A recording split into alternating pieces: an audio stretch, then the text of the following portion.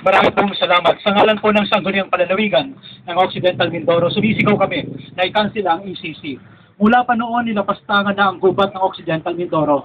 Ang daming pinagbigyan ng laging concessionaire ng pagkakataong putulin ang mga puno. Makikita nyo naman, kanina lumipad ako mula San Jose, papunta dito.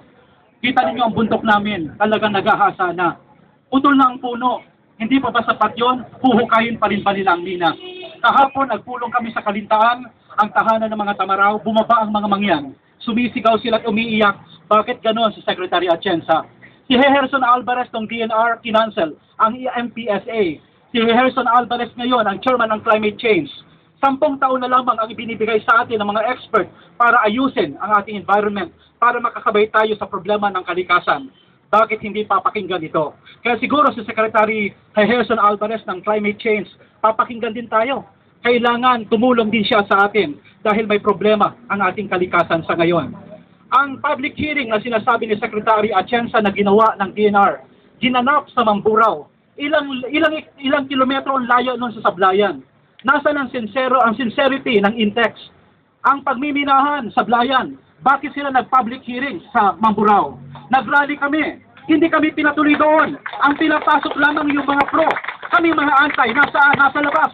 Hinarangan kami, na-block kami doon. At binigay namin ang mga resolusyon namin, hindi pinakinggan. Nasaan ang social acceptability? Sisirain ang mga corals ng Occidental Mindoro ng minahang ito. Ang tailings ito bababa hanggang karagatan. Hindi lamang ang palay, even ang aporik, sisirain ito sa darating na panahon. Kikilos kami. Sana po, tulungan nyo kami sa national media, pakinggan ninyo ang hinaing ng Occidental at Oriental Mindoro. Maraming salamat po. Natapos na po yung hanay at sektor ng naalala opisyal. May nagsalita na po sa Bukal sa Oriental Mindoro. May nagsalita na rin po sa Occidental Mindoro. Nagsalita na rin po ang dalawang governors, congressman, vice governor. May pinasabi lang po sa akin si Monsignor June. Tawagin po natin ang isang business sector, isa pong concerned individual mula pa rin po sa Occidental Mindoro, ex-congressman Ting Quintos. Marami pong salamat at ako'y tumataba ang aking puso at kala ko ako'y nag-isa lang na nagmamahal sa Occidental Mindoro. Marami pala at hindi ako nag-iisa. Kaya po, gusto ko pong sabihin sa inyo, itong minahang ito, ayon din sa sinabi ng ating dalawang obispo, ang inang kalikasan, ito ay kailanpaman ay hindi makakalimot kapag ito ay nilapastangan, pagbabayaran natin ito at ng saling lahi pa. Yung pong aking sektor na kinakatawanan ay ang agriculture sector. Ang malaking posibleng sira sa palayan, sa maisan na kailangan ng livestock industry. Nag-aangkat pa tayo ng palay sa ibang bansa, samantalang ang Mindoro po ay ang second largest producer ng palay sa buong Pilipinas. At ito ba ay wawasakin pa natin muli upang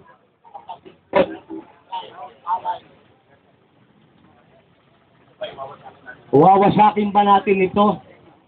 Mahal ko po ang lalawigan ng Occidental Mindoro. Dalawang anak ko na ang binuwis ko. Inumpisahan ko po yan ang Miracle upang maging vice producer ang Occidental Mindoro. Noong unang araw, ito ay nag-aangkat ng palay. Dinala ko rin ang mga bakang puti. Nagtayo ko dyan ng malaking manukan. At lahat na ito ay dahil sa mga magsasakang nagtatanim ng mais, nagtatanim ng palay, at iba pang mga kailangan na pagkain ng industriya ng livestock industry. Kaya ako po narito ay nakikipag-isa po ako, bagamat may lagnat at may sakit. Nung ako po itinext ni June, ni Bishop June Villanueva, hindi ko po matiis.